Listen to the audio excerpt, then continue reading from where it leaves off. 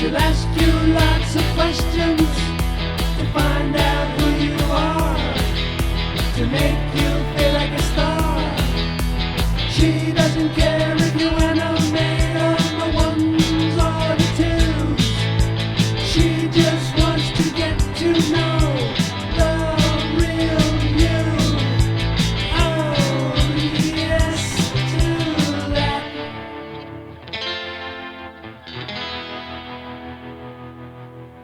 The animator's friend, she's with you till the end.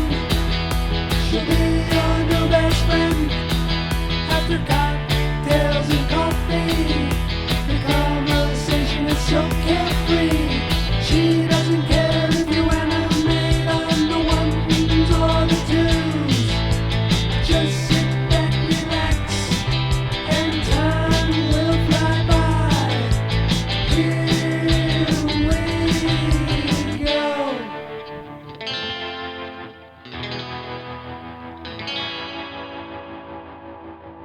Hello, I'm the animator's friend, India Lombardi-Bello. Thanks for listening to my show today. I'm multitasking right now. I'm unpacking from my Thanksgiving festivities, so bear with me as I try to just pack multiple things into a single moment. I hope you all had a nice Thanksgiving. If you celebrated, if you didn't, I understand. Today on the show, I have Danielle Goldwert on. We recorded this chat back in September. I became familiar with her through the Hudson Valley Film Festival, which previous podcast guest and friend, Christy Kish, and we were invited to do interviews with animators at the festival, which was a lot of fun. And, to prepare for that event, we got a little sneak peek at all of the animated films that were accepted into the festival this year. And we were really taken with Danielle Goldwert's work.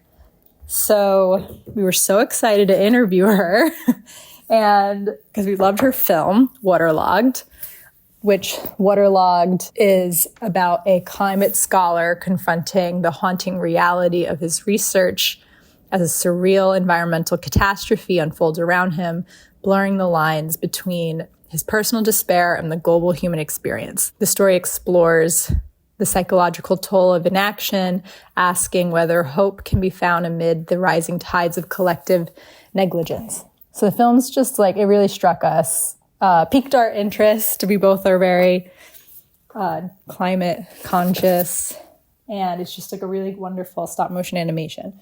And so we, and us getting all excited about, just seeing her film, we started to look I talk about this a little bit in the episode, but we started to look her up online. And the more that we were digging in, the more we're like, wait, she's like a PhD student in psychology. Not, we're used to at this point, we're in such a animator bubble in New York City that we're just like, oh, they're an animator. This is what they do for their living. And it's she doesn't do this as a living. She's doing lots of other things as a living. And this was just this is just part of her creative output.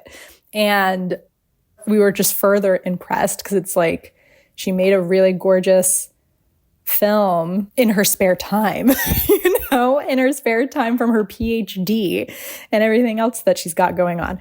And as you, listen to our chat, I think you'll appreciate just how much she's got going on and how much she's doing. So, we were all excited, but then it ended up that she wasn't able to attend the festival. So we were disappointed, but I was like, you know what? I'm just really interested to talk to you anyway. Is there, a chance that we could just chat anyways?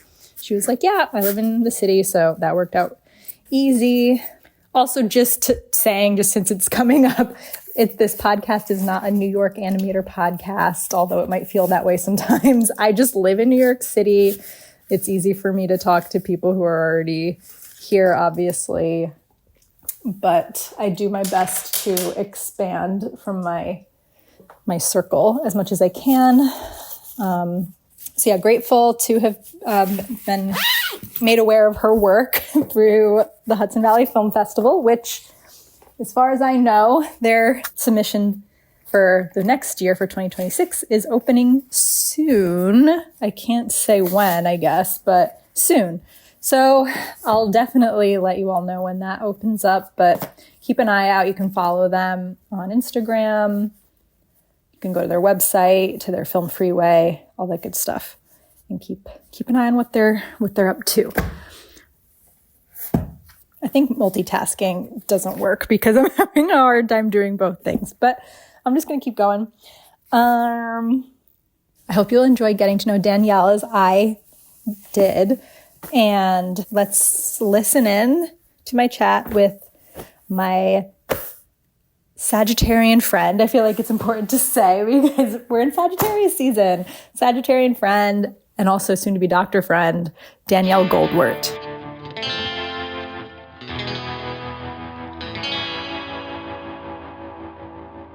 So you're pursuing your doctorate currently? Yes.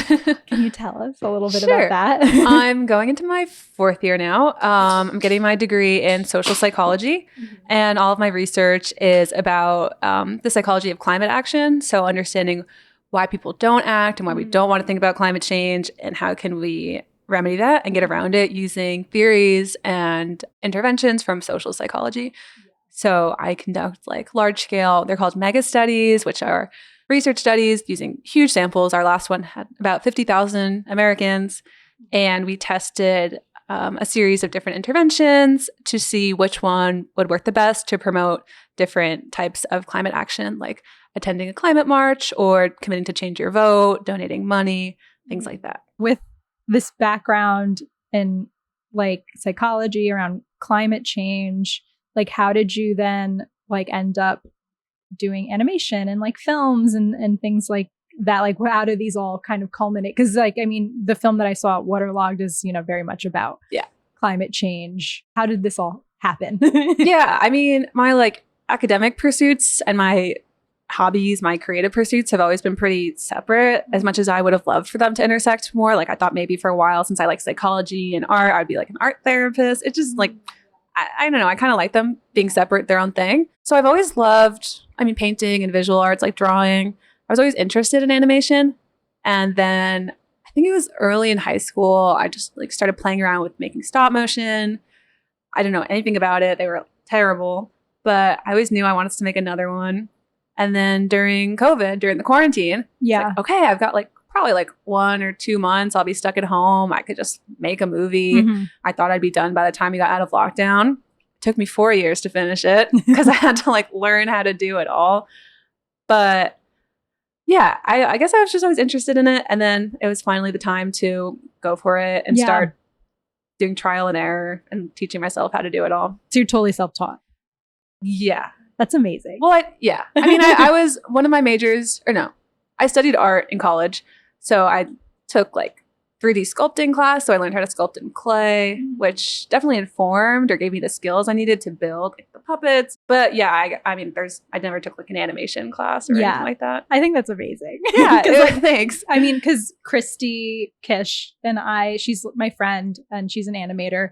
She works at Nickelodeon. And we, you know, when Hudson Valley Film Festival, like, you know, asked us to come and like interview people, like we watched all the films and yours was like our favorite. Oh we my were God, like, this is so amazing. And then we were like looking you up and we were like, wait, she's like a psychologist, like, like figuring out like your background. We were just like, what? We were like, that's so nice to hear. We were like, you made an amazing film. Thank you. Like, I was really impressed by the film language of it. You know, I just like, have you always been just like a film lover in general? Because I feel like, you know, it felt so thought out and polished. Thank you. Thank you so much for saying that. I think later on in high school, I got really into like film. My boyfriend at the time was like very much into it. So we would go and watch all the like French New Wave and the classics, which I don't think I would have ever wanted to watch on my own, but he liked them. So then I eventually learned to like them. Yeah. So that was like a really good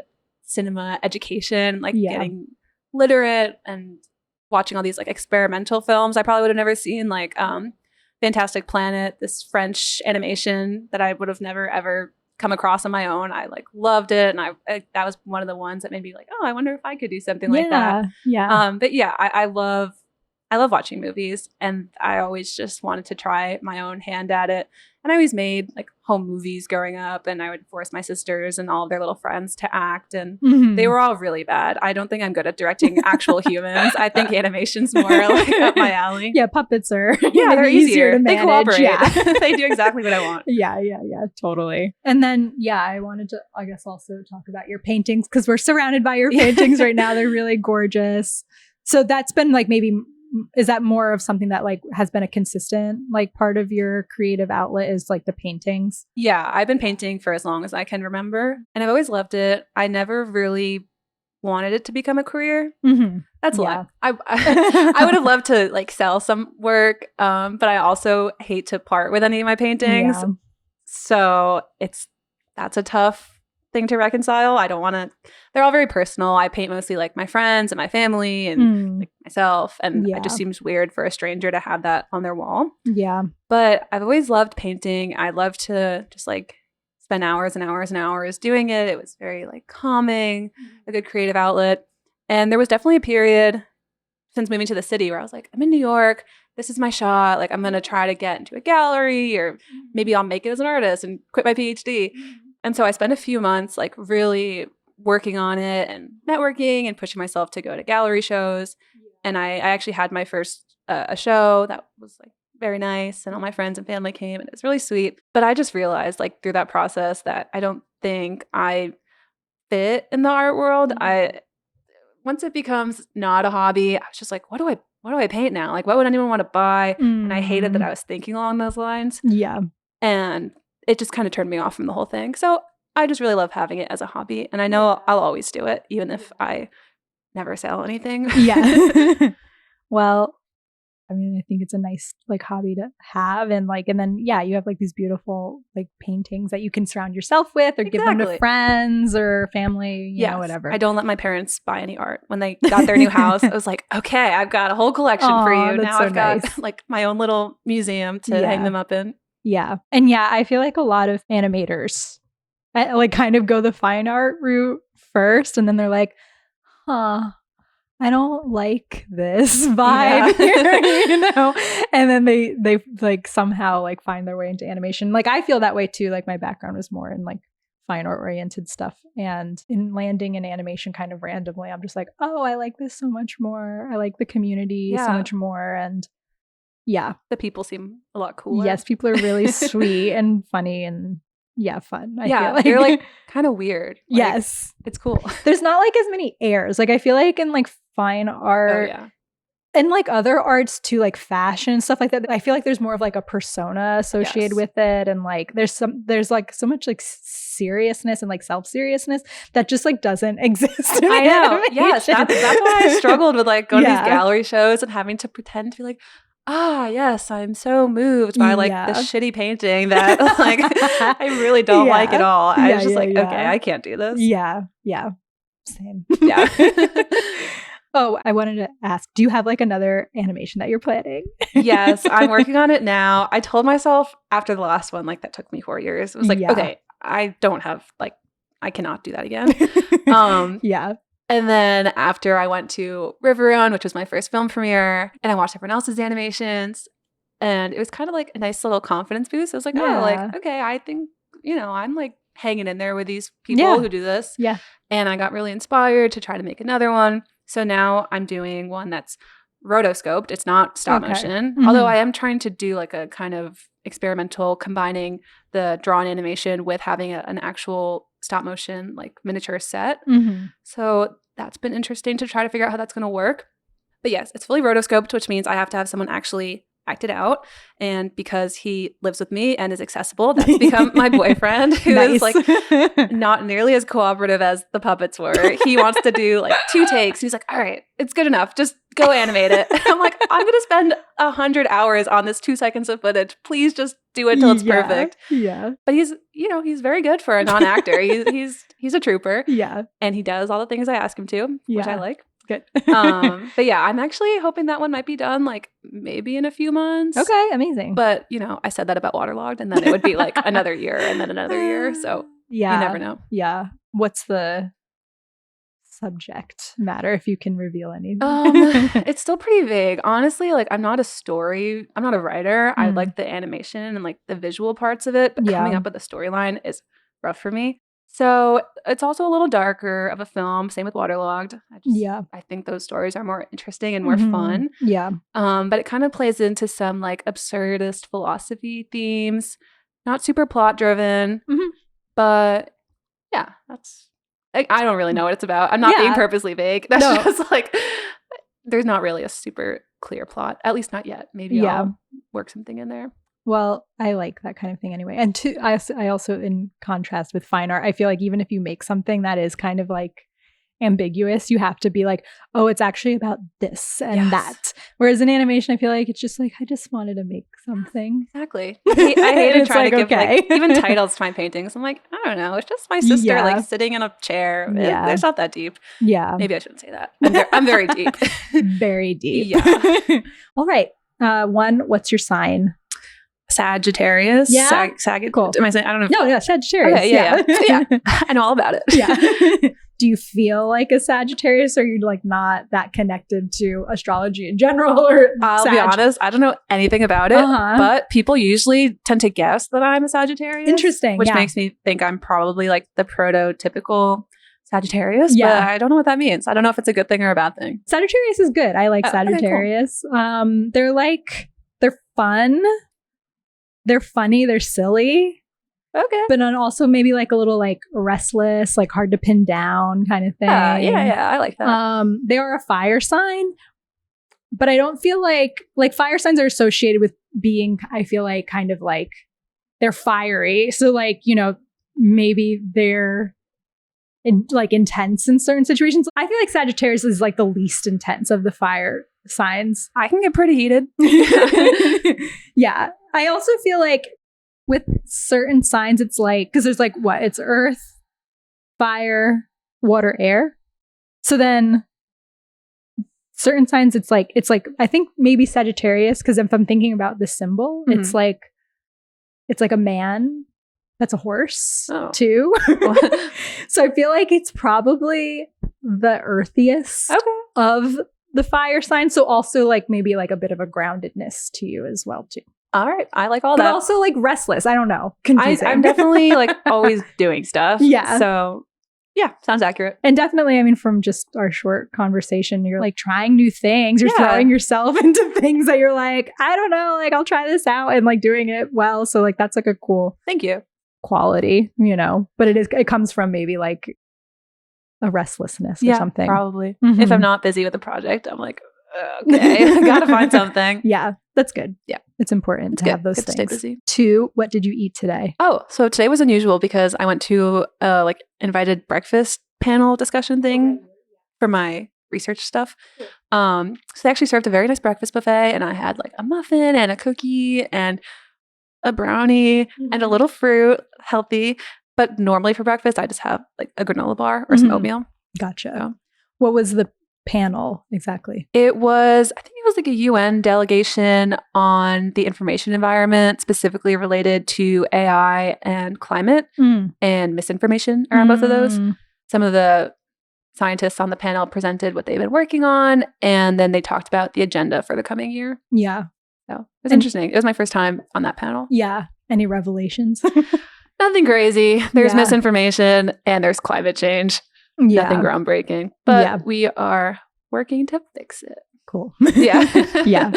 Yeah. AI for me, the most, because like there's lots of things to be stressed out, I guess, about it. But the most stressful thing for me that like prevents me from using it is the climate thing.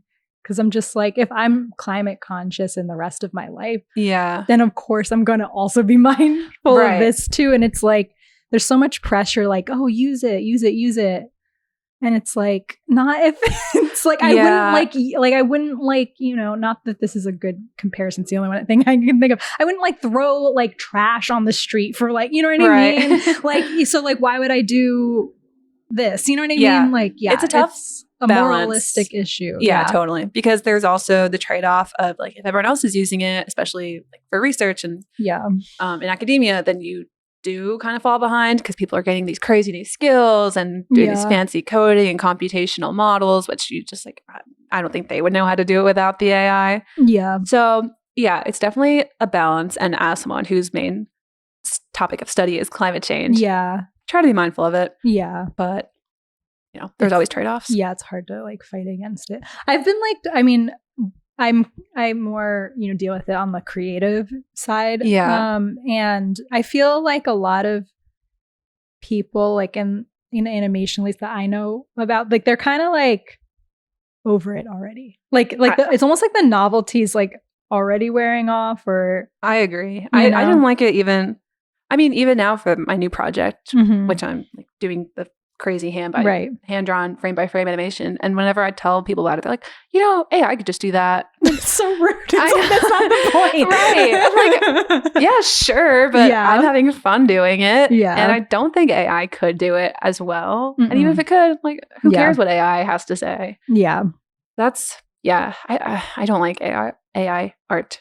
I think it's good as a tool. Like, I guess if it can inspire you to make your own art, or if you use it to like learn a new technique or something like that, that's fine. Yeah. But just like, I wouldn't have it write the paper for me and then publish it. I'm not going to, it's just like, why? What's the point? Yeah. AI is supposed to free us up to make the art, to do the fun stuff. Yeah. Yeah. That's my take. I agree. Okay. 3. Have you listened to music today? Oh, yes, I was listening to songs of Leonard Cohen on my walk. I noticed you had a Leonard Cohen book there, I think. I have it now I lost it. His poems. Oh, beautiful. They're somewhere. Oh, yeah, Book of Longing. Oh, yeah. Yeah, I love Leonard Cohen. Yeah, I he's like his great. poems. Yeah. I haven't like earnestly listened to him in a long time, but like every once in a while I'll go through a phase of like a certain song. Like I'll just add it to my playlist. I think the last one was So Long Marianne. Oh, so love good. That song. Yeah, love that one. Yeah. What were you listening to specifically? Suzanne. Nice. And one of the newer ones that I'm forgetting the name, but I kind of just go through the whole album. Yeah, that's good. Which I don't do very often with artists. But that album's a good one. Good. Yeah. Very nice. 4, which talent would you most like to have? Probably anything vaguely musical, like even to clap along to a beat successfully would be awesome. Like I don't have that, and I'm so grateful to have like a lot of fun visual talents, but it really like got balanced out by the total lack of anything musical. For my films, I have one of my college friends who is in the music school. He did the soundtrack for me. Thank God, because like I wanted to do the whole thing. Like I thought I could just teach myself. That's one skill that I just can't. I don't have the ear for it. Yeah. So that would be great. Yeah. But like to sing, I love to sing, but I'm horrible at it. So like my family and my boyfriend have to hear it. They would probably love for me to have some musical talent.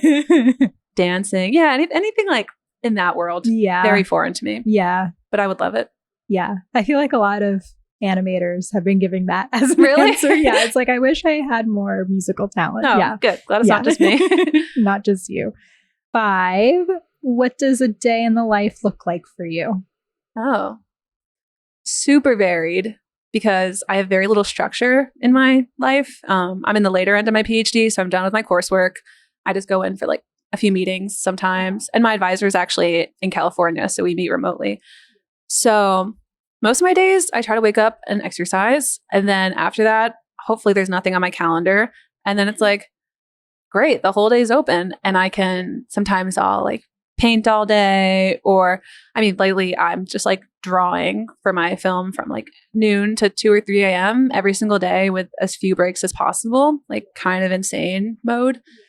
And some days I'll just like go for a walk and hang out with my sister and Sometimes I do work for school. I like get really into my research sometimes. Yeah, like sometimes I do my PhD stuff, but it does come in bursts. Like I'll get really into a project and then like code, write the paper, and I just try to do it in like a few days. But it's like a few days of 12-hour days and being nuts about it. Gotcha. So I just do everything very intensely, I guess, is the gist.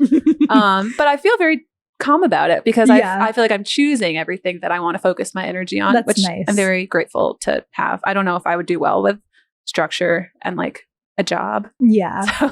Sagittarian. Yeah. Okay. Yeah, you're making getting a PhD sound lovely. It is. I mean, if you have a good advisor, shout out to my advisors. They're awesome and they make my life very stress-free. Yeah. I got my master's in 2022 and I was like, I said to my parents, I was like, this is the last time I'm graduating, like soak it up. Like I'm done, never doing this shit again. I just was like, I would never do a PhD. It takes like so long.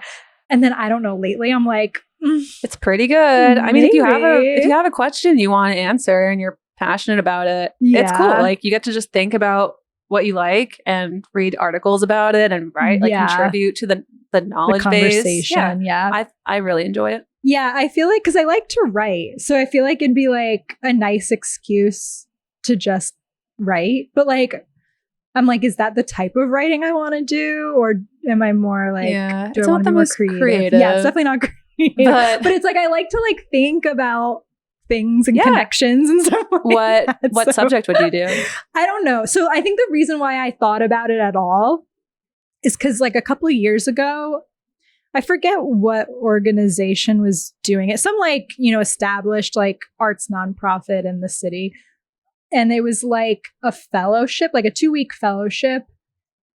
I'm Italian American. And it was like about like going through the city and like looking at monuments to Italian American figures and like having like a commentary like on that. And like, that's something to me that like I think a lot about because like, I think people are maybe like my people are coming around to it more, but like, the whole Christopher Columbus like thing is like a bizarre thing because it's like, they really like hold on to this person as like a symbol of Italian American excellence, which is like just like there's actually like not a great connection to like our experience in the US.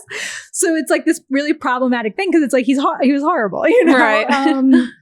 So it's like it's a very curious thing to me where it's like I'm Italian American, I don't feel that tie. So it's like why, just a curiosity of like why are we holding on to this thing that's like ugly, to represent us. Right. So I really wanted to do this fellowship, but then it like coincided with like a trip that I was going on. I was like, are you guys going to do this again? I'd love to participate in this again. They were like, no, this is a one-time thing. So I was like, ugh. So then I was like, I think it'd be fun to do something about like Italian Americanness and its complications. That sounds like a great dissertation right there. I'll plug it again. It's a good life. I love being unemployed. Okay. Think about it. Yeah. Do you have to like, I always thought that you had to like teach and stuff, or is that just like something that like if you want to do it, you do it? A lot of schools do require it because PhDs, at least in the US and at reputable schools, are fully funded. So I'm getting a stipend. And at some schools that is dependent on you TAing or teaching. But NYU, which is part of the reasons I chose it, among other reasons, it's a great program, they don't require it, but they pay you extra if you do it. Gotcha. So it's a really nice added bonus. And I was grading and I taught my own class 2 summers ago or last summer, which was really fun and good experience. But now I'm just like excited about having a little more free time to do my other projects. So I'm not, it's great to have the option. Yeah, totally. What was the class that you did? I taught Intro to Social Psychology. Okay, cool. Yeah, it was good. I don't think it definitely was a little rocky to start. They kind of just threw me in, like, because it's probably like, is it like freshman? It's supposed to be like a freshman level class. So I signed up to teach a class, and I thought there might be like orientation. I hadn't even TA'd at that point, so I really had zero experience. Yeah, and they were like, "No, it's kind of up to you. Like, just do what you want." I was like, "Is there a syllabus or a textbook I should use?" Like, I'm like, "No, just do whatever." It's like, okay. So I asked some people who had done it before for their materials, and I just tried to figure it out. But my students definitely had to bear with me for the first week as I got my footing. But I think it turned out really good. And I really liked it because social psychology was a class I took in undergrad that got me so interested in psychology. Oh, amazing. Yeah. There was kind of a lot of pressure too to be like, oh, I could be, inspiring the future psychologists or turning them away. Yeah. I gotta do a good job. But social psychology is just so fun. So it's hard to mess it up because I guess I personally think that the theories and the core experiments are so fascinating. It's hard not to be drawn to it. Totally. And it's like, I feel like, we all live in society and our social being. So it's like, how does it not like resonate with you on some level? Exactly. It's relevant to everyone studying other humans. Yeah. Totally. Okay. 6. What's your latest fixation? Ooh. Well, obviously working on my film has been an insane fixation. Yeah. I started writing a book recently. Oh my God, what? Just trying I just do these, like side quests, I guess. I thought it'd be nice just for me to have like a book that gives you the core takeaways of like, if somebody was getting interested in environmental psychology, like if you could distill hundreds of research papers into 3 bullets takeaway. Because when I talk to policymakers or activists and I try to communicate about my research, or even just like the other cool research that's going on in the field, I'm not going to point them to an article or tell them to read a whole book. I just want them to know, like, okay, if you're communicating with the public, these are the principles and takeaways to keep in mind. So I wanted something that's like kind of an illustrated guide, handbook, bullet points, super easy, super modular, very accessible and usable for people who are communicating about climate issues or trying to get people engaged. And I didn't find anything like that. So I thought I would just start making it. So I'm still working on that. Details to come, perhaps. And before that, like things I get fixated on that I'm not actually doing. I was really into the rugby team that crashed into the Andes in the 1970s. So like very random. I read the book Society of the Snow, and I had watched Alive and probably read that too. And then I watched the movie Society of the Snow, and it was amazing. And then for like a few months, I was just like so into this plane crash story. And I read like all the memoirs of the other survivors and all the content I could find about it. Just really liked it. Can't say why. It's a great story. Yeah, it's fascinating. Yeah. So that took up a lot of my attention for a little bit. 7. What's something that you can't get your head around? Anything like money and business and like economy related. Like, I don't know what's going on. And I really don't want to. I know I need to, and I should. I'm just so not interested. And I have so many other things I am interested and want to spend my time thinking about and learning about. Yeah. Which is very privileged to say. I just don't get it. I'm really bad about it. Both my parents are in finance and my younger sister is too. So I feel like I can get away with not knowing much about it because I ask them. Yeah. And have them manage my life for me. Yeah. Yeah. I'm just bad about it. Like, I'm not very good at math. Yeah. Same. It's not my thing. Yeah. I get confused with like, I feel like I get it on like a basic level, but like sometimes with just like tax filing and 401k and like what thing do I enroll into and just like a lot of like the like it's like I don't know how you're supposed to like learn this and like I definitely just like I'm like mom and dad like what do you think I should do? I just it's just like not it's so boring. I'm like okay I gotta do taxes. I guess nobody enjoys doing taxes, I would guess, but I really just hate thinking about any of that. So boring. Same. It's just like really dry stuff that you have to just like know. To live. It's great that some people love it and are good at it and understand it. Couldn't be me. I feel you. 8. What's your most treasured possession? They're kind of all scattered around my apartment we're sitting in. I love all my books. I have a stamp that says like this book is from the library of Danielle Goldwert that I love to stamp all my books with. So cute. I just like, I love it. My high school boyfriend got it for me. Shout out to him. Cute. It was a great gift. And my Modernica lamp. It's a Modernica production of the George Nelson lamp, and I got it from Facebook Marketplace when we first moved in here. Nice. And it was really expensive. I had to like lie to my sister about how much it costs because she yells at me when I like spend money on stupid stuff. Yeah. But I think it's worth it. I just love it. You just like the design of it? Yeah, it's so unique. I Googled it and I couldn't find anything similar.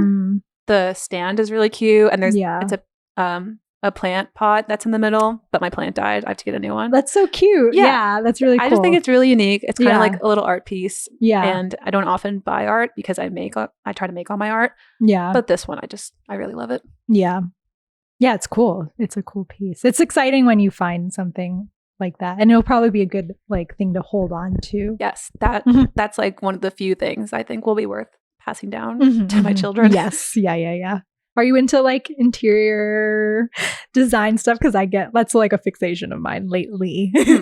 I mean, I love obviously mid-century modern. Yeah. And my movie sets, it's like an opportunity to design my dream bedroom, like the one in Waterlogged. That was my God, I wish I could live inside that. Yeah. And for my current movie, even though I'm hand drawing it, I wanted to build a set just so I had another excuse to like design another room. I always thought that, architecture firms have like the little models of the plans and the designs. I don't know if it's a real job, but I think I would have loved that job, just like making the models. Yeah. But they have to be to scale and everything, which again, math. I'm not good at that. Yeah.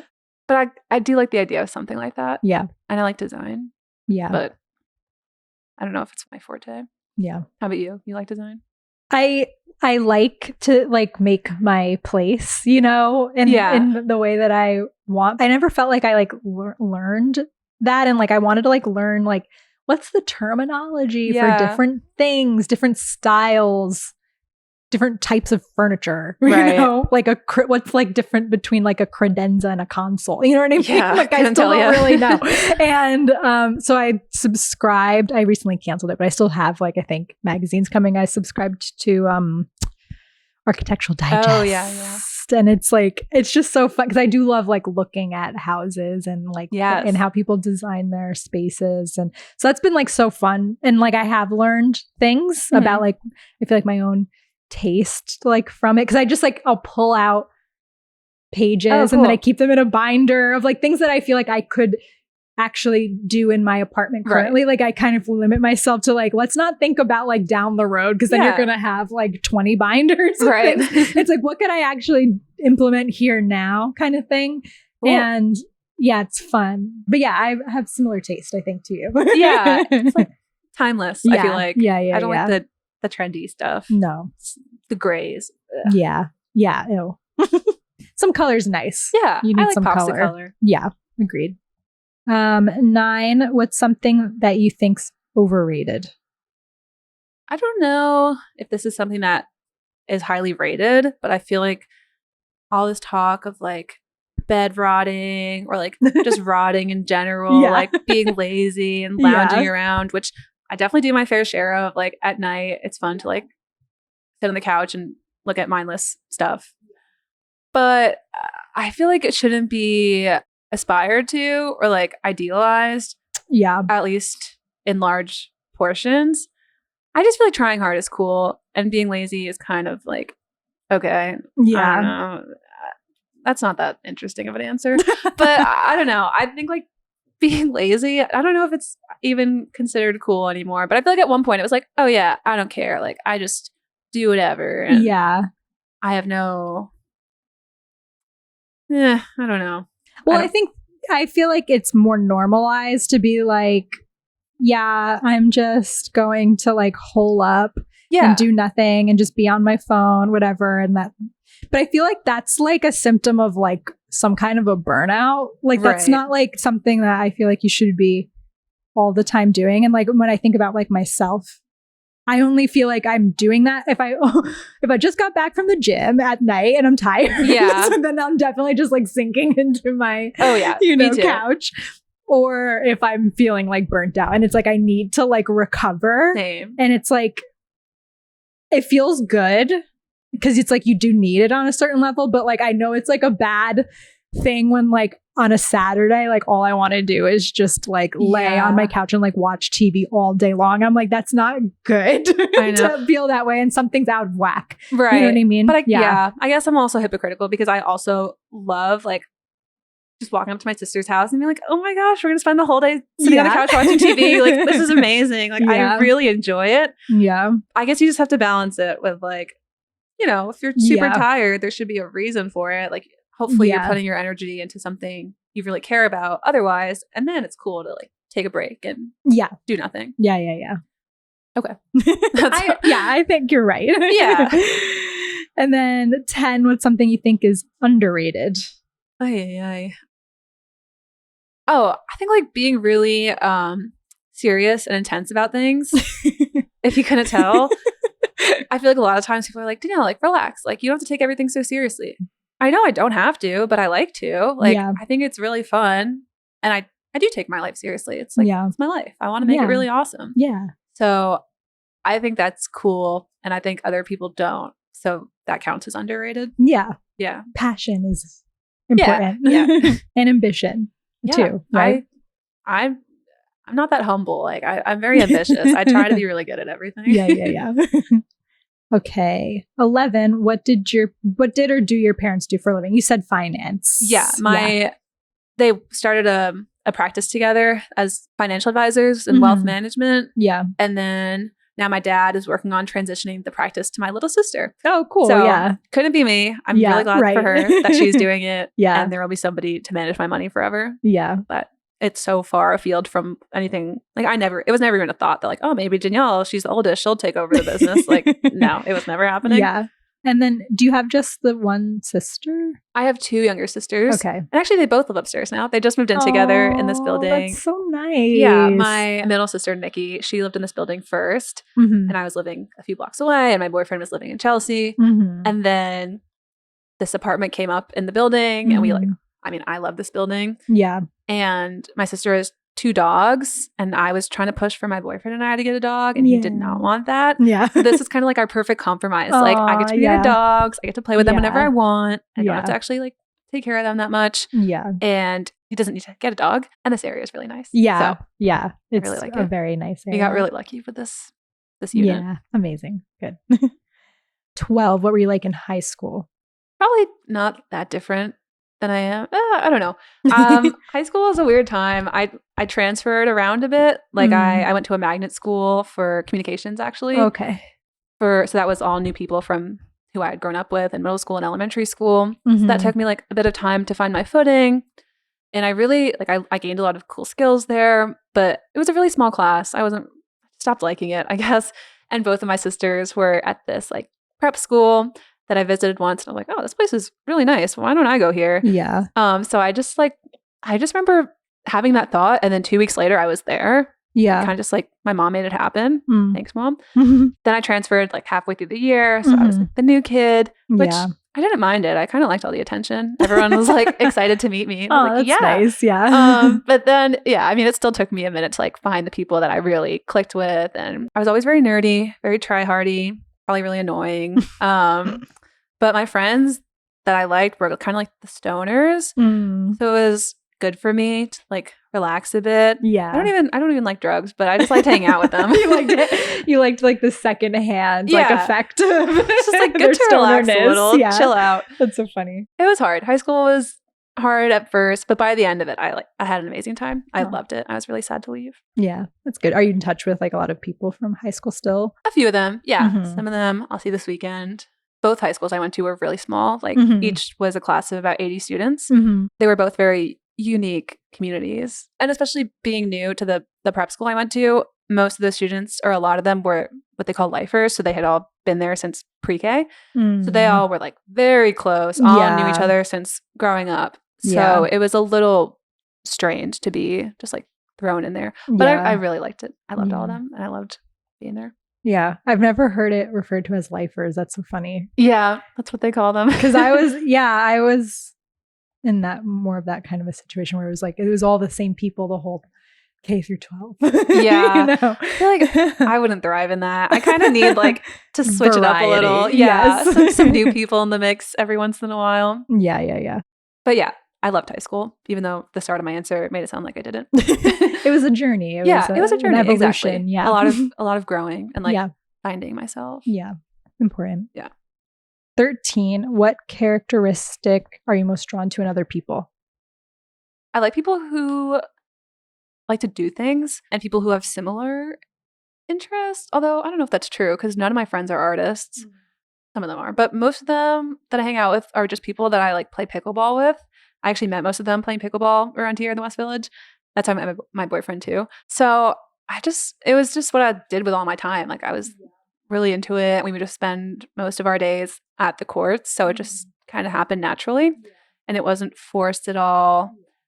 Like my ideal hangout was not like, oh, it's a nice day. Let's go day drink in the park. I'm like, but what are we going to do? Like, what's the activity? Yeah. So I kind of need people who just want to go do the same stuff as me. I feel like with every question, we're like revealing like a new hobby of yours that we every time I think that like we've reached, okay, like I know everything that she's up to. It's like, oh, now you also are play pickleball. I kind of cycle through activities and like, they come and go. That's nice. Pickleball is also like, it was so social here. There was like a big group of like 20 of us who kind of lived within a few blocks of the courts and we would just go there. And it was so nice. You don't have to plan. You don't have to coordinate. You just show up. That's great. So we all met very naturally and organically, which I really liked. That's really nice. That's good to hear. That can happen still. Yeah. 14. What's the first work of art of any kind that made a meaningful impact on you as a child? As a young child, I think I always enjoyed paintings. Oh, there was this girl. Her name's like Akiana Kramaric. I'm probably saying that really wrong. But her whole thing was like, she's a child prodigy. And she was like, it was like a religious, like she claims that like God showed her these images that she painted, which I'm not religious. I don't, whatever. But I was just like, oh my God, that's so cool. She's like my age and she's making these amazing works of art. So that really inspired me to, I mean, I was sad. I was like, I don't think I'm a prodigy, but like maybe I can get pretty good if I try really hard. Yeah. It like inspired you. Yeah. It's like she could do it. She's 6. So I could do it too. Yeah. And I was not that good, but I worked at it. Yeah. Then I got pretty decent. Yeah. You're amazing. Oh, thank you. I keep looking at this one. Thank you. Every time I'm like, oh, the colors are gorgeous. Thank you. Yeah. I love that color scheme. But yeah, I mean, most of her paint, I really liked her work. I thought it was so awesome. And I was like, I don't care if this is really like God-given or whatever. I just thought it was really cool that she was making such great work at such a young age. Yeah. Yeah. 15. Going into the animation questions. Okay. What character from an animation do you relate to the most? I feel like it's kind of a red flag to say like BoJack Horseman or Diane from BoJack Horseman. Not that I'm like an alcoholic. I actually don't really drink at all anymore, or never had like a drinking problem. But and I don't think I'm like an asshole. I kind of like the story. I mean, I think it was just like very human to always be struggling and like contending with those things. Like, what am I doing? What should I be doing? Yeah. Am I treating everyone around me right? And like, am I actually improving myself or just saying I am and then not? I used to really resonate with the show and like watch it a lot. I guess probably I was like a little depressed, but now I feel more like I could just enjoy it for looking back and also maybe being like, oh, maybe I don't relate to them anymore. And that's the answer. Yeah. And I've grown and now I feel good. That's good. But I also, I mean, I just love Diane as a character. I don't know if I'm that similar to her, but I really felt connected to her. Yeah. 16. What's your favorite feature animation? I love Anomalisa by Charlie Kaufman. When I was like trying to learn how to do stop motion, I watched as many like YouTube and behind the scenes stuff as I could. And that film was amazing. And Fantastic Mr. Fox. I think I have a book about it. Yeah, I see it. Oh, right there. Yeah, on display. Cute. Yeah, like the making of. You're like the animation podcasters coming over. Oh, yeah. I had to put all my stuff up. No, that was always up. I'm joking. But yeah, trying to figure out like how do they make the puppets and like just trying to learn from their techniques. Yeah. And Fantastic Planet, that like French animation film I mentioned, I really enjoyed. Yeah. All awesome. I'm sure you've seen, I love to watch it though, every once in a while, like them recording the audio for Fantastic Mr. Fox and that they're just doing it like almost like live action. Yeah, the yeah. audio is so cool. I like that so much. It's so beautiful, the whole thing. Yeah, good movie. 17, what's your favorite short animation? Ooh, at River Run, the film festival, I was really excited that my film premiered alongside this movie called Retirement Plan by John Kelly. I don't know if it was their premiere, but it played in the same block. And it was so great. It was very charming and like funny. It's about basically just this guy who's like, when I retire, I'm going to do this and this and this. And then it just like goes and goes until he's like old. Yeah. It's really sweet. And also it was very funny. And I really loved it. And it's like doing really well on the festival circuit right now. He's winning all these awards and I'm really excited for him. I never actually met him, but I feel like I know him because I saw his film. And I messaged him about it and he responded. So I feel like we're like friends. Yeah, you're best friends now. Yeah. But I'm excited for that to be streaming somewhere because I really want to show it to my like parents and friends. Yeah, I'm excited to see it. I have 2 questions, follow-up questions. One is like, how does your family and your friends like feel about like animation? Like I feel like animation, like a lot, like my parents, or not my parents, my mom. And it's only because of this podcast. All of a sudden she's like taking an interest in animation, cool. Which I'm like, awesome. But like, she always like, I hate animation, really? You know? And I feel like people who aren't like, that's not like part of their life. They're just like, they think it's for kids or they just like, they don't like get it or whatever. So yeah, I'm curious about like, how does your family or friends like feel when you're like, oh, like, here's this film, like what you're saying, like you want to show it to them. Like, are they like receptive to that? Or they're like, you know, they'll watch it if it's short. If it's like 5 minutes and I'm like, you really need to watch it. And I sit down with them, they'll watch it and they'll like it. But yeah, they didn't know much about animation, especially stop motion before I was doing it. I think actually throughout the entire like 4-year process, because I didn't show them any of it. They saw me working on it. Obviously it took up like my entire apartment was just movie sets, but they didn't really understand what I was making or doing until they saw it. And they're like, oh, okay, this is actually really, like, they appreciated it, of course. But yeah, like I tried to get my dad and my sister to watch BoJack Horseman with me. And they're like, again, like, oh, why are we watching a show about like a cartoon horse? Which is ironic because my dad loves like South Park, whatever. And my friends also, I wouldn't say anyone's like into animation. Nobody that I know. But they think it's cool what I'm doing. Like when I show them snippets of it, they're like, oh my God, you made that. That's fun. Like that's what you do all these hours. But yeah, I can't say anyone's like into it, but they appreciate that I like it and that I do it. Yeah. Nice. How about you? Good. Other than your mom, who now gets it. What's been so funny is that my parents listen to the podcast and then our cousins, who they're like all of the same generation. They're just definitely people who just, my dad likes animation, but everybody else not like, that's probably just like not part of their life. I started the podcast like last year and it was like around the time that Flow was like just getting a lot of media attention. And because we were talking about it a lot, like on the podcast, all of them were like, we want to watch Flow. And I was like, what? I was like, cause I was like, it's kind of a weird movie. Yeah. You know, I mean, it's really cool how well it's done, but it's like kind of like a weird movie. It's like not like a very straightforward kind of like story. There's no dialogue. You're just following these animals around, you know, for like, I don't know, an hour and a half. And yeah, they all watched it and they all liked it. Yeah. That's cool. And then like our cousin again, she's like, I want to watch Totoro because like I was talking about it on the show. Like, so it's just like really cute. You're inspiring them. Yeah, I like that. And I don't know that the podcast would have that kind of effect on just anybody. Like they're my family, so they're taking a special interest. But I like to think that maybe if somebody's like, what's the animation all about? Maybe they listen and then they get interested and watch stuff that they wouldn't normally. Totally. You know?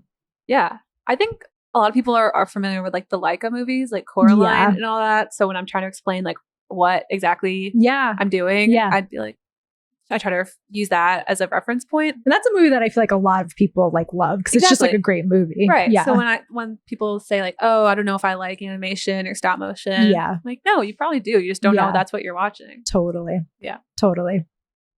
That's the struggle. And then I wanted to ask, because you've been talking about this film festival, River Run. Yeah. Where is it? And like what kind of a like festival is it? It's in North Carolina. It was my first festival acceptance. So I was really honored. And it's international, so it had like a cool showing. The animated and the documentary shorts categories were like Oscar qualifying. Oh, cool. If you win, obviously, which I didn't know what that meant either. I told some friends about it. They're like, "Oh, so you're gonna get an Oscar?" I was like, "No," but it was still exciting. Yeah. And yeah, it was like really nicely organized. Like everyone was really sweet, and I met some cool people, and it gave me a bit of a boost because I got rejected from a lot of festivals, which I know is just part of the process. Yeah, it's normal. Yeah.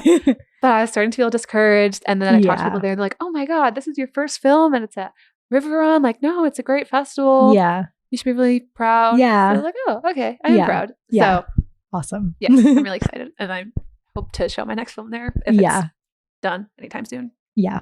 What's been like your festival strategy? I don't really have one. Just like throw money down the toilet. I don't know how any of it works. Like I'm so new to all of it. So I try to just talk to I have a few friends who do similar stuff. So I ask them like, "What should I do?" And they're like, "Oh, you should just apply to Tribeca and TIFF. Why not?" Yeah. Okay. But you should though. Yeah, sure.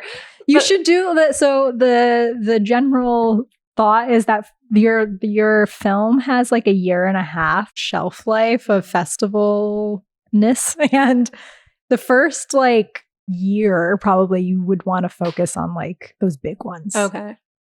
I'll keep that in mind for the next film. Well, I guess it's like in academia for publishing, we do shoot for the top, or I like to shoot for the top journals first. So submit to Nature, then submit to the next tier down, and then you kind of just go into it assuming you're gonna get rejected because it's so hard to get in, but it's fine. Yeah, and then at least you tried, and then you just work your way kind of down. Yeah. So I would love to do that with film festivals. It's just very expensive to apply to them. I try to ask for discount codes. I'm just a you should young girl student and fully budgeting. I mean, no budget. Yeah. So there's another festival in New York in a few weeks called Indie Shorts. So that's gonna be my New York premiere. Okay, I've not attended, but I hear good things I've about heard good that things one. too. Yeah. And I'm excited that my friends and family can come see it on a screen. Awesome. So that'll be cool. Yeah. And I guess I'm still waiting to hear back from a lot of festivals. Yeah. So we'll see what happens. Yeah. When it comes to the bigger animation festivals, I think there's submissions that are free. Oh. Yeah, Annecy, Ottawa. I think a lot of those European film festivals. Yeah. I can send you some Please. This information. whole process was very foreign. And I was just on Reddit what do I do now? I made this film. How do I get people to see it? Yeah. Happy to share Please, my knowledge. Yes. 18. Are you spiritual? You said that. Maybe you're not. Yeah, I'm not. I mean, I'm Jewish, technically, culturally, but I'm not religious. I really enjoy reading Dostoevsky, who's Russian Orthodox Catholic, which I just like it. I don't really believe in it. I just like the feeling of it, the spirit of it, you might say. Yeah. I think it's really nice to think about life is paradise and God has given us this beautiful planet. It's a nice way of thinking, even if I don't necessarily ascribe to the whole thing. And I read a lot of existentialist philosophy in college, and even before that I was really interested in it, and I feel I just kind of figured out what works for me, and now I don't think about it anymore. I just feel fine about it. That's good. Yeah, I guess the short answer is no. Yeah. But it feels good and but settled. I feel fine about it. Yeah. I feel I thought about it, and now and I'm not an atheist. I'm just I just don't really worry about it. That's good. Yeah. That's a nice way to be. Yeah. Yeah. How about you? I am. I was raised in more of a Christian tradition, but I don't feel I subscribe to that. I think, and I mean, historically, having these dividing lines between how we think about our personal spirituality is actually damaging. So it's I just feel I like a lot of different things, and I think a lot of different things make sense to me. So I'm kind of just open in that way. But I think that the things that are the most important to me is prayer and having a sense of God. But I don't think I know what God is. You know what I mean? It's just that I have a sense of that there is something else going on. It's a comfort. It is nice. And I'm not opposed to it. I actually just started getting my sisters and my boyfriend to do Shabbat with me on Fridays. That's so nice. Yeah. Yeah, even not in like a religious sense, but like maybe you would call it Together. spiritual. Yeah, like Yeah. connecting to the tradition of it. And I like the way my dad thinks about religion. We're all Jewish, but he was really into Buddhism for a while, and he was like reading all these books about it. And he was saying what he loves about Buddhism. I don't know if this is true, but he was like, you just pick whichever tenets of it you like. That's probably not true, but his take on it was like, Yeah. I'm just gonna pick whichever tenets of it that like resonate. Yeah. And then just do that. Yeah. And I think that's how I also kind of think of Judaism. I feel like they try to teach you, or they taught me in Hebrew school, like, this is the Jewish way to interact with the world. And like, these are the values we try to instill. So I feel like it's more for me like about values than the actual like what's up there in the sky type of thing. Yeah. I think like Judaism is like a really beautiful like religion. It's because it's like, it feels very grounded and like down to earth, and like that, like a lot of, from my understanding, like a huge part of Judaism is like skepticism about it, exactly. And questioning. Yes. I love that about it. That's like great to feel that freedom, I remember in like Sunday school, we would meet with the rabbi and we would ask questions like, why should we believe in God? Or like, and he would be like, yeah, I don't know. Like we would talk about it, but like we were able to have those conversations. It wasn't like you can't think that way. Right. Or like you have to believe just because you have to, or else you'll go to hell. Like I really enjoyed that aspect of it. I think Jews and Italians have a lot in common. My boyfriend he's half Jewish and half Italian, I guess. Yeah. So we count him as like a full Jew. Yeah, I agree. I agree. Yeah, and I think Shabbat is like a really nice tradition. Do you go full bore in terms of like not engaging with technology? No, not like lights and stuff like that, but I know like some people, they like turn off their phones. Right. No. All we do is, so far we've just lit candles, and my sister's into baking bread, so maybe she's gonna like make some challahs for us. But yeah, it's like a nice way. Like we usually have meals together a few times a week because I can't cook and my sisters are good at cooking. So it's just like, let's just like light the candles while we're at it. And it makes my grandma really happy when we send her pictures. That's and nice. My mom too. She's like, oh, you guys are Jewish. It's so sweet. So it's like a nice thing. Why not? It's a nice tradition. Yeah. I feel good about it. Cool. Nice. And maybe we'll work on like the no phone, or like connect a little more. Yeah. But probably not. Sounds nice though anyway. Yeah. 19, what's your most life-defining decision? I feel like this is hard to say. Am I young? I'm 27 almost. You're young. So yeah, it's hard to say like this, I decided and it led to this. Like maybe in the future, making my first film will be life-defining if I'm like a filmmaker, or it was never really like a decision to start painting, or I don't remember if I ever decided now I'm going to get my PhD. I was always like, I think I was trying to go to med school at one point, and I realized I'm so bad at biology and chemistry and physics and all the stuff you like need. Yeah. So yeah, it's hard to pinpoint like one decision that I've made. Maybe where I went to college. I went to school in Miami, which was not like amazing in terms of living there. I didn't like it. Yeah. But I loved like my coursework and getting to explore different classes and like subject areas because of the program I was in was really amazing. And that's what got me involved in the research I'm doing. And I met all these different experts. So maybe that is what led me to like where I am now and having all the freedom that I have to explore these other interests outside of academia. So that was probably like a big, important decision. And in hindsight, I could say a good decision. But at the time, I was like, oh my God, why am I here? I hate it. Yeah. College is a big one. Yeah. There's a lot of, like 18 years of anticipation. And I was like, oh, yeah, I'm here. And now it's like, oh, it was over in a minute. And now you move on. Yeah. Do you feel like you have like a lot of people from that time that you're connected to? No. It was hard for me to find my people there. But eventually I did. I joined the rock climbing club. Nice. Yeah. Another hobby. That was my thing for like 3 years after that. I was like, oh my God, I'm going to move to California and I'm just going to be a rock climber. Like, this is it. Yeah. It's all 0 or 100 for me.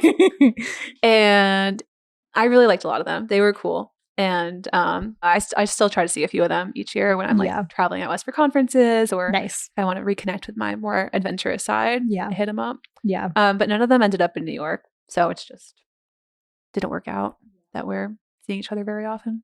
Okay. So yeah, life-defining decision. Who's to say? Yeah. Life is long. There could be many more. Yeah. 20. When did you feel the most discouraged about pursuing your creative path?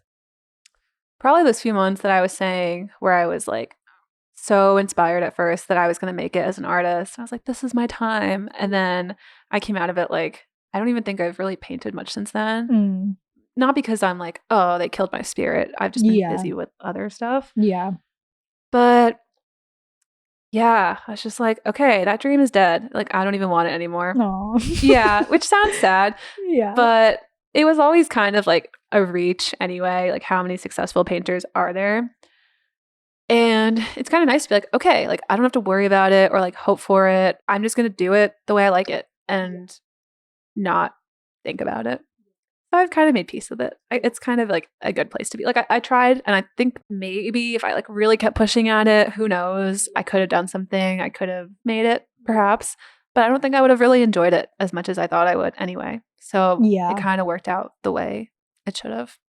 It's hard to put like that kind of external pressure on your creative practice because it is so, it's like a personal thing. It ebbs and it flows. Yes. So then when you're like, I'm relying on this to make a living or to like start my career or whatever, you know what I mean? It's like it has to change the nature of how you're creative. And that's like a hard adjustment. I think. Yeah. Also, for a lot of people. The whole thing about like branding yourself as an artist and like finding your style and like being really recognizable in whatever you make. It has to be very clear, like, this is you, which I guess now my work has become a little more cohesive over time, but like it really wasn't forever. I would just like, one day I'll do a little landscape in watercolors. The next day I want to do a big portrait, super color. You know, it just like, I hated in my college art classes, they were like, okay, you can have fun now, but soon you're gonna have to like drill down.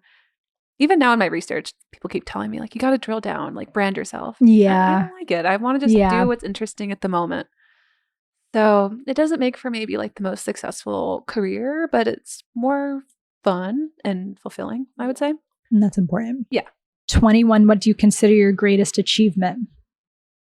I hate that my first thought was like winning a scholarship. It's huge. Yeah. It was a research award during college. And I guess I was just starting to think about like, maybe I'm going to do a PhD, like just getting into research. And I never won anything like so big and like prestigious. Yeah. And I was just like, oh my gosh, like I'm doing it. I'm going to be a scientist. And I was just so happy. I wasn't expecting to win it at all. Like I called my parents and I was like, crying. And I was like, I didn't even get waitlisted. I just won it. Like, oh my God. Yeah. And probably like the same thing happened a few years later with like a graduate award. And those are the only times I really remember being like, oh, I'm so happy I could cry. Aww.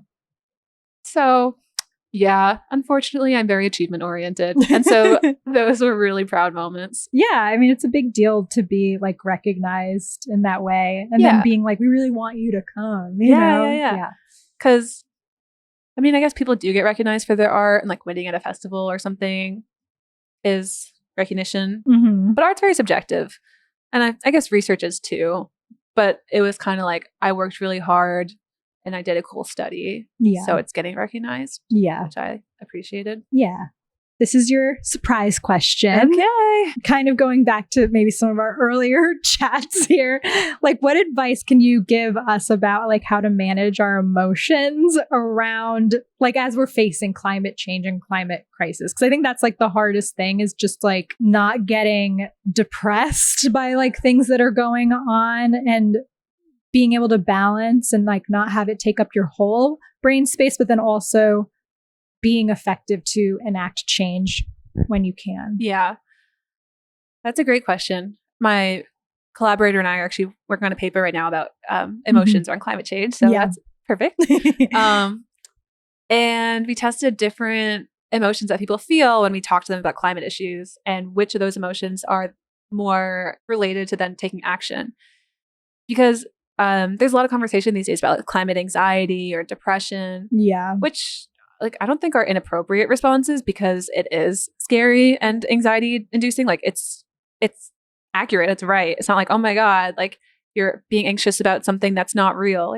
Like a lot of anxieties are. This one actually, like, it is pretty serious, but I think, would say that you should try to translate that feeling into anger, which is a more approach-oriented emotion. Mm-hmm. So if you're feeling upset, go do something about it. Like, get angry about it. Try to take action. And then, of course, there's a conversation about, like, what action can I take? Will it make a difference? Which is a separate issue. And I think hope is also a powerful emotion. Yeah. Also approach-oriented. And we've found that it's very important to pair your messages about efficacy and like the effectiveness of taking collective action with this positive emotion induction. Like, think about the friendships you'll make. Think about how connected you might feel if you were to like join a movement. And that was by far the most effective across the board.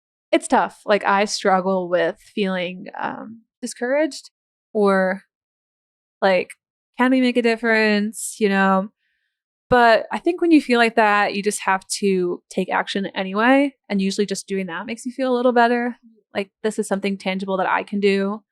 And it's nice when we see actual results, which does happen sometimes. Like, when there's enough public engagement, we will see policy movement. If not with this administration, then the next one, hopefully, if there's going to be a next one. And like in Switzerland, even being familiar with climate movements like Fridays for Future led to people feeling more positive attitudes about climate change. And I think like more hopeful or more willing to take action themselves. So just talking more about it and like setting that example can make a difference in people's communities. It can help establish like social norms, which then can lead to tipping points. And then, you know, like if everyone's doing, or if enough people doing it, it starts to feel like everyone should be doing it. But yeah, all that is to say, it's very scary. And what's happening is not good. That's my 4 years worth of PhD input. Yeah. Not good. Yeah. I think it's what's hard is that, because I think for a long time, the conversation around climate change was just like, you have to turn off your lights. Yes. You have to use less gas. And it's like, that's actually, it's not on us as just like people. It's more of like the systems that are in place that are, you know, they're the big, you know, determinants.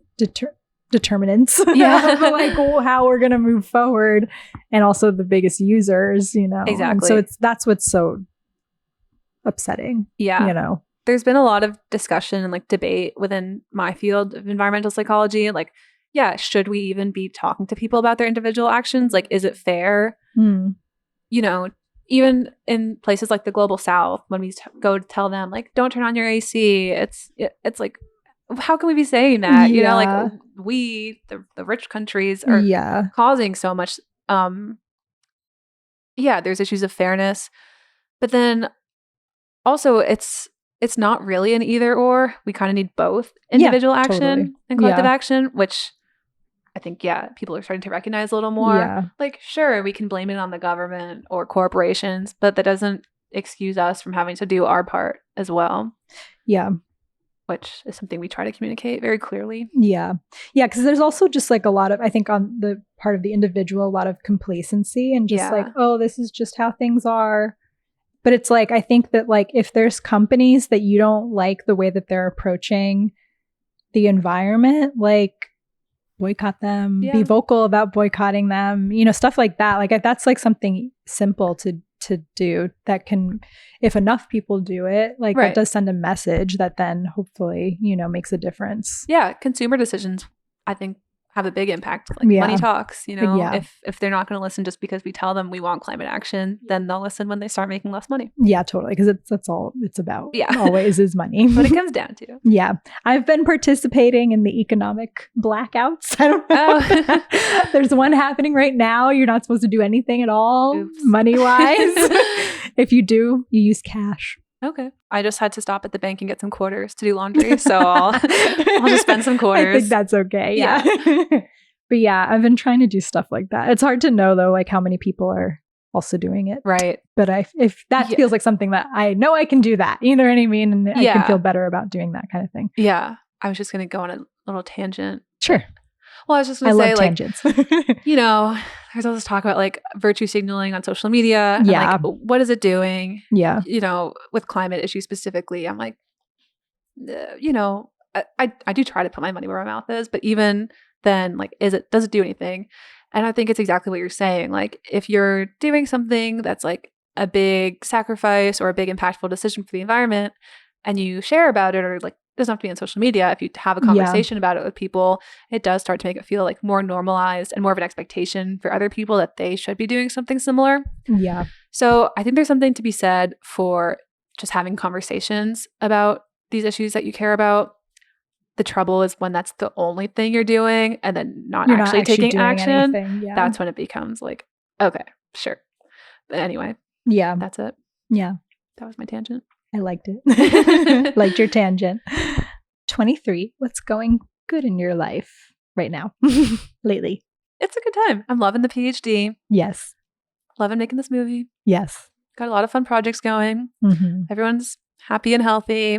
Loving living with my sisters nearby. Yeah. My boyfriend. Yeah.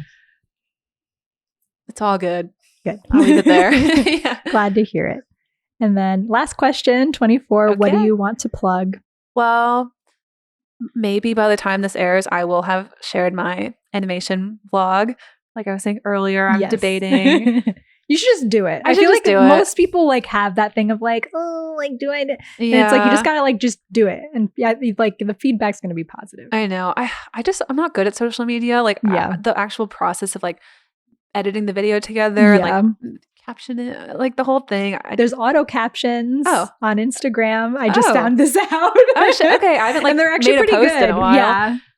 Okay, maybe then I'll do it then. Yeah, like I don't know. I don't like that it's become so incentivized. Like you have to make a reel now to like Yeah. get any engagement. Yeah. I don't really post at all anyway, but just from what I hear, and probably what stops me from posting is like, I don't want to do reels and all that. But yeah, I love talking about animation and I love sharing behind the process. Like whenever my apartment's clean right now because we're having a party, but usually I have all my like crafts and animations around and I make everyone like look at it and I show them and demonstrate it. So I really enjoy it. I would love to find other people who like it, who can like talk to me about it. And I love watching their videos on how they do it. Yeah. So it would be nice to become more involved in that community. So, okay, I will do it. Yes. And I think you should. Everyone should go look at my vlog, which would be on my main Instagram, perhaps, which is D Goldwert. Cool. Yeah. Well, that's it then. Okay. It was really great to hear about your journey. I was excited to learn more about you and your work, and thank cool. you. This has been really fun. Yeah. I really enjoyed chatting. Yeah.